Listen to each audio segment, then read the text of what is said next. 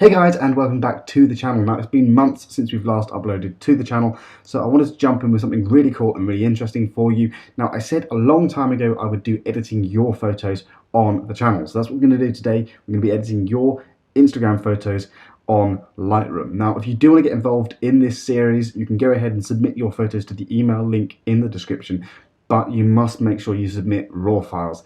Any JPEGs will be ignored, I promise you. We got loads of RAW submissions last time and they're great, but all the JPEGs were completely ignored. So if you want to submit, make sure you submit a RAW photo. We just cannot and will not edit the JPEG files. That's not trying to be mean or anything, it's just a lot easier to edit RAW files, and there's not really much point showing you guys how to edit JPEGs. So if you want to get involved, go ahead and comment down below and like this video, but let's get started.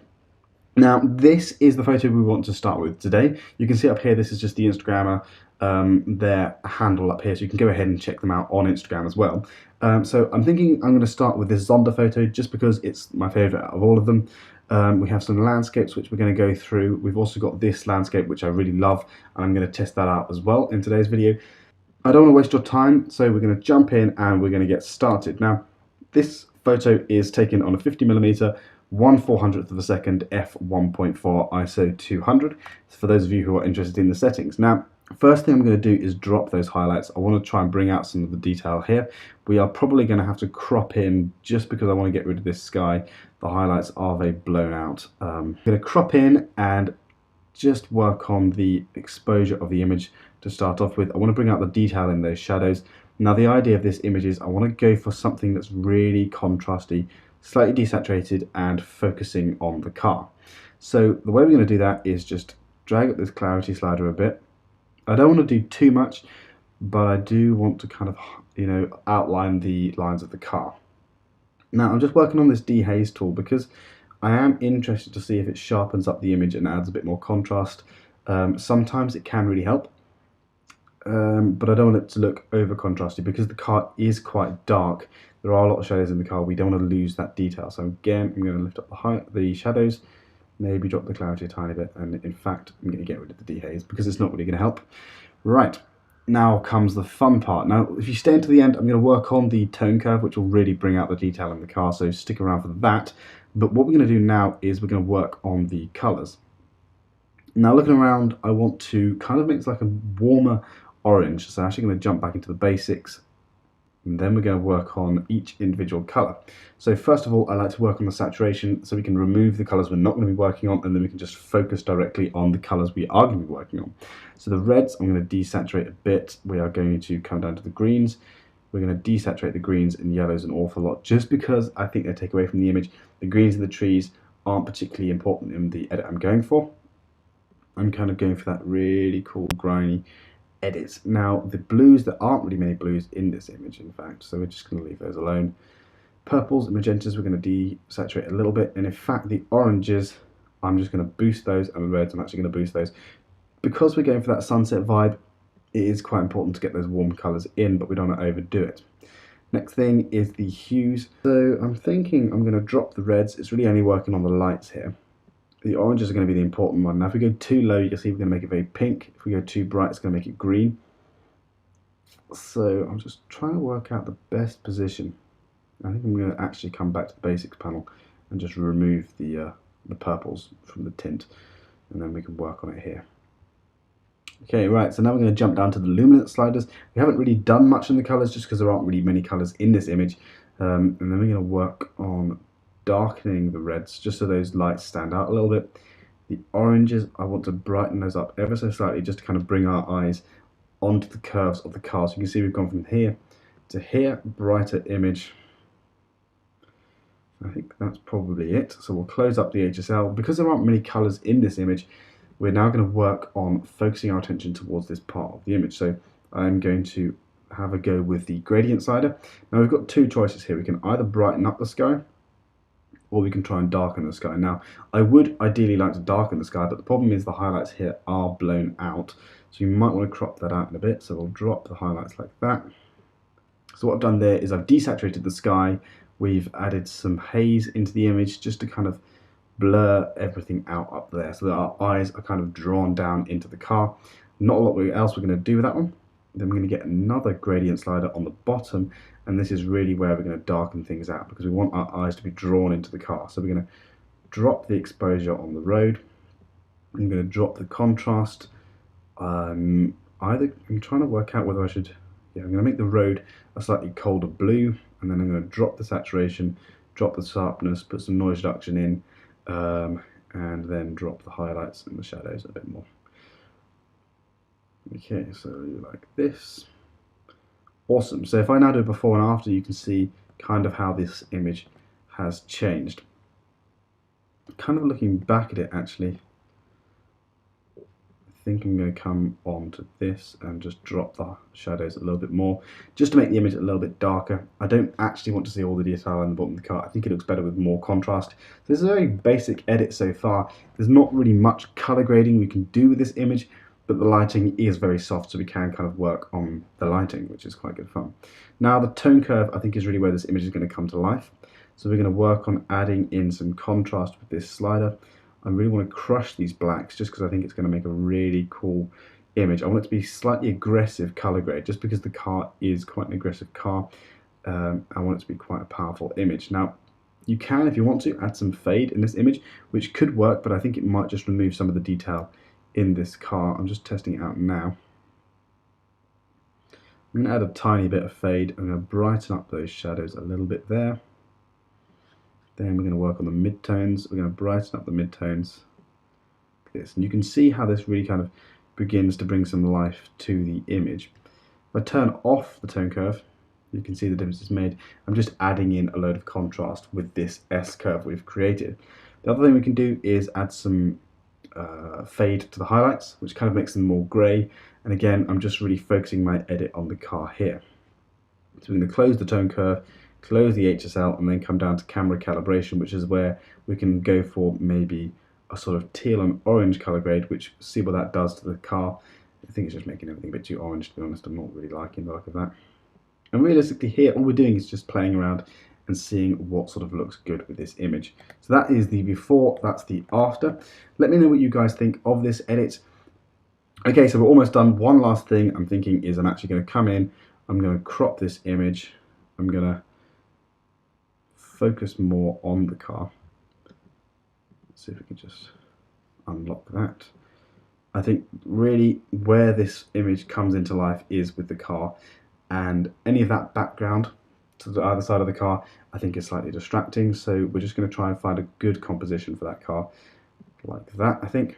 And there we go, that's the image. So this is the before and that's the after. So I really think this image is an awesome image to practice with. It's quite hard because there aren't really many colors to work with, but I think we've gone for that sort of sunset vibe, and I think it really comes into play when you start that crop on the image. Okay, so we're now going to jump into this photo here. Now this one I'm really excited with, but I'm also a bit worried about. Now the reason I'm excited with is the lighting I think is very good. You can see here when we look at the histogram, there's a lot of detail still in the image. We can pull out a lot of detail from this. You can see if we just raise the shadows, you can see a lot in the shadows, and obviously the highlights, they're all there. The only issue I do have is there's not much interest in the sky, and it's going to be a little bit tricky to pull out some interesting colours. It would be awesome with this photo if you had a great pink sky, but that doesn't mean we can't make this image into something awesome. So first things first is just working out the colour balance. I think we're going to warm it up. Actually, no, we're just going to leave that where it is at the moment because I don't know quite what colours we're going to be able to pull out of this. I'm going to add some contrast to this image. I'm going to brighten it up slightly like this with the exposure. We're trying to work out exactly where we want it to be. Now it's a sunset vibe photo, so I am trying to bring out some detail in that background. I'm then going to drop those highlights just a bit, boost the whites, drop the blacks. Now if you do watch a lot of our color grades, you will notice I do that an awful lot just because I really like the sort of contrasty effect. This is obviously just, I'm not telling you this is how you should edit the photos, but this is how I would go ahead and edit the photos. Okay, then clarity, I think I'm going to leave clarity low, maybe drop it off ever so slightly, then I can come in with a brush tool and do clarity if I want. The other thing is vibrance. I'm going to boost the vibrance, and then the saturation I'm going to boost a bit as well. That's because I'm trying to go for that cool sunset vibe. Now, if you look here, we've got a bit of vignetting going on because we've used a wide angle lens in this photo. Let's just have a look. This artist, Ben Zawilski, he used a 38mm. So that's why we've got this vignetting going on up here. So what we're going to do is crop that out. I don't really want that. I think the focus of the image is actually down here at the bottom. So we're going to crop that out there and then look at removing some of the sky. So I'm just looking at this image here. I don't think we need all the sky. If there was a very interesting sky, I would keep more of that sky in. And I'm trying to work out with this image here. The other thing is I've just noticed is we are going to try and flatten out this horizon line. No, I can't. Never mind, that'll be fine. So that's before and after of our current color grade. Now you would actually want to drop this into Photoshop just to remove these people. We might have a go at doing that within Lightroom, but let's just get onto the HSL sliders. So first thing I'm going to do is work on the hues. I'm going to make the skies a little bit more pink. I think magenta looks really cool in these images, so we're going to work on dropping the red. And the orange, I think, is going to make it more purple. If we go to the right, it'll make it green. So we're going to go for a more pink, purple sunset vibe with this photo. With the yellows, we're not going to have much difference seen there. Okay, so then for the blues. Now, I don't want to make it too aqua. Sorry, too teal, because that's going to look unnatural in the sea. Again, if I go to the right, it makes it more purple. Now, because we're going for sunset, I'm going to add some purple into the sea, and then I'm going to counteract that with dropping the aquas, just to kind of keep a little bit of that teal blue colour in the sea. Then the magentas and purples, just going to mess around with. I'm going to drop the purples to the left because although we are at sunset time, the light is actually getting colder because it is night time. So you kind of need to think about what time of day your image is taken at. You want to decide really what sort of colours you would be seeing in that image, because when you take the photo you're not actually capturing those exact colours that your eyes are seeing. So you just want to work out exactly what it is we're looking at. Now I'm focusing most of my time here because this is where I think you've got this nice leading line along the water to the bridge, so this is really where our attention is drawn here. The rocks here we can work on, but I might darken those in just a bit as well. Now the other thing is the saturation. Now this is the Golden Gate Bridge, so I do want to brighten up this bridge here and draw our eyes towards the bridge. So we are going to boost the luminance in the reds and the oranges. That will draw our eyes to the centre of the image a bit more. I want it to be more saturated. That is the focus of the image. You see, if I go too far, it just looks ridiculous. So we just want to have a tiny amount of saturation in there. Then we're going to drop the purples a little bit and then probably drop the blues as well. So that's the saturation kind of worked with. Then the luminance, I like to brighten up the sea a little bit, because if I go too dark, you're adding too much contrast and your eyes aren't really drawn in. So brighten up the blues. I'm going to drop the aquas for a bit of colour contrast, and I think that will do for the HSL slider. So you see, if I turn off the HSL, the difference it's made. I've just added in more purples really. It's quite a subtle edit. Now we can use the split toning if we want. So if you press Option or Alt on your keyboard, you can drag the slider along, and I'm just trying to work out what colours I want in the sky. I'm thinking potentially a purple, but we'll see what it looks like that. And then in the shadows, so what I've done here is I've gone for a sort of teal colour in the shadows, just because I think it adds a bit more interest to the image. I don't want everything to be too pink. So we've got pink in the skies and highlights, and we've got teals in the shadows. Then we can come down to calibration, and we can potentially work on the colours a bit more here. So if I drag it to the left, you can see we add more pink. If I drag it to the right, it's a bit more orange. So I'm going to go for a bit more orange. In the green primary, I don't think we're going to see much change. Maybe a bit of pink. Yeah, leave the green primary alone, I think.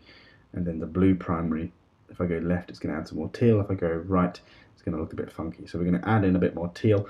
And what this is going to do is try and make the image look a bit more realistic. So we'll see what effect that's made to the image. Very faint, but we'll leave it like that. Now the next thing is the tone curve, where I'm going to add in some contrast. I'm going to boost those highlights. We're going to drop those shadows like that. And this is really where we're going to kind of see the sunset vibes coming in. We have those dark shadows and those big contrasty vibes. And then we're going to drop, actually, let's have a bit of fade. I think soften up the image like that. And then we're going to drop those highlights there and fade off the highlights. Maybe brighten up this center bit of the image. Okay, that's it with the tone curve. The next thing is this gradient slider.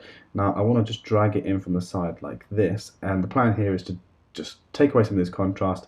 It's quite messy here, and darken it up a little bit. So we're going to drop the contrast we're going to desaturate it slightly.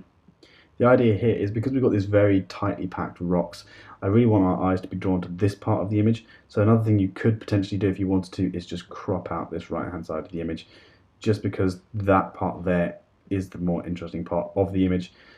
Yeah, I think that's a much better composition. So this is the before, this is the after of our edit. And really, I think that's all that we need to do with this image. One thing we could do is darken up the top of the sky if you really wanted to, but I don't think it's going to look too good. I'm just going to do it just so you can see what it would look like, and then darken up the front of the image.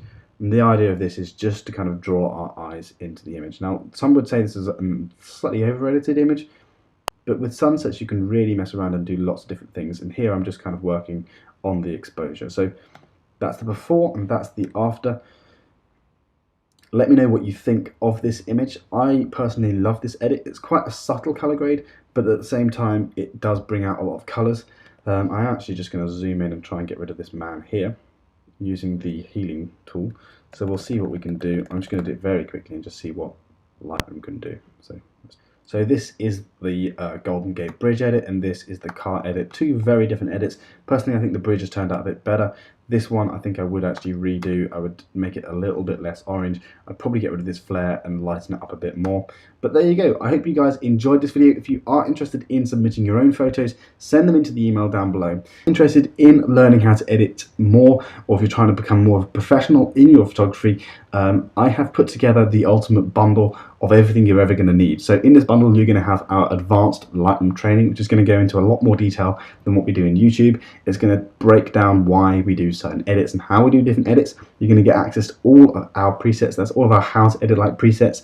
That's all going to be bundled together as well. You're going to get access to our mentorship sort of group where you're going to get live calls. You're going to chat with us personally, and then you're going to get access to our practice raw files, so you can go ahead and use those while watching the course, learning from us, using our raw files and testing different edits, plus God knows what else, loads of other things. So if you are interested in this, click the link down below. It will be the top link in the description. It's a monthly subscription, so $9.95 every single month, and you get access to all of this stuff and you get to keep it. Now usually we sell this for like 10 times the price, so that's why it's reduced, that's why it's a monthly subscription. Now you don't have to go and buy it, obviously, of course, don't go ahead and buy it if you don't want it. It just helps support the channel. If you grab it and you keep on that subscription, it just means we can continue producing videos like this. So that's something that is now on offer. I wanted to make it very obvious to you guys that it is a monthly subscription, so click that link down below and grab that if that's something you're interested in. Now, it's a lot cheaper than it usually is, so that's why. But yeah, we'll see you in the next video. Live long and prosper.